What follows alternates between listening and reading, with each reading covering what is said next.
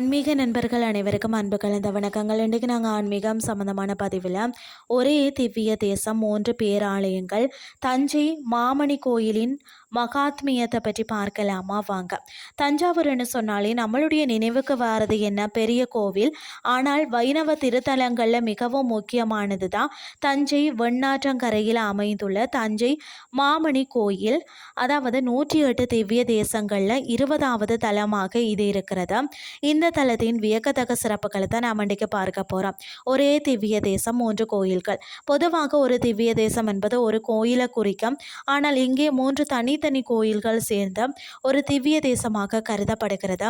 அருள்மிகு நீலமேக பெருமாள் திருக்கோயில், அருள்மிகு மணிக்குன்ற பெருமாள் திருக்கோயில், அருள்மிகு வீர நரசிம்ம பெருமாள் திருக்கோயில், திருமங்கை ஆழ்வார் அதாவது நம்மாழ்வார் மற்றும் பூதாழ்வார் ஆகிய மூவராலும் மங்களாசனம் செய்யப்பட்ட பெருமை மிக்க தலமாக தான் இது இருக்கிறது. 5 நரசிம்ம கோலங்கள், பஞ்ச நரசிம்மர் தலம். நரசிம்ம பக்தர்களுக்கு இது ஒரு சொர்க்கம் என்றே சொல்லலாம்.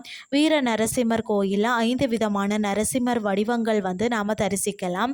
வீர நரசிம்மர் பார்த்தீங்கன்னா கருவறையில் கம்பீரமாக வீற்றிருக்கும் மூலவர்.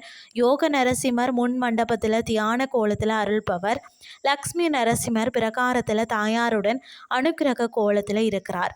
அதே மாதிரி அபயவரத நரசிம்மர் ஆலய விமானத்தில் காட்சி அளிப்பவர்.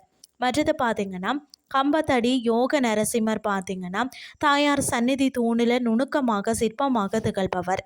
தலத்தின் சிறப்புகள் பார்த்தீங்கன்னு சொன்னால் வளவந்தை நரசிம்மரை பொறுத்த வரைக்கும் பொதுவாக தாயார் பெருமாளின் இடதுபுறம் அமர்ந்திருப்பார்.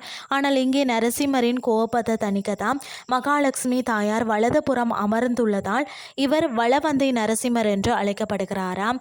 அதே மாதிரி தஞ்சகாசூரன் வதம், தஞ்சன் என்ற அரக்கனை அழித்த தலம் என்றதால தஞ்சாவூர் என பெயர் வர காரணமான கோயில்களில் இதுவும் ஒன்றாம்.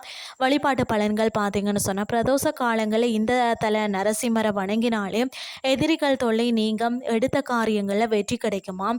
குறிப்பாக மன அமைதி தேடுபவர்களுக்கும் கடன் தொல்லைகளால் அவதிப்படுபவர்களுக்கும் இந்த தலம் ஒரு சிறந்த பரிகார தலமாகும். இத்தனை சிறப்புகள் வாய்ந்த இந்த ஆன்மீக பொக்கிஷத்தை அடுத்த முறை தஞ்சாவூர் செல்லும் போது தரிசிக்க தவறாதீர்கள்.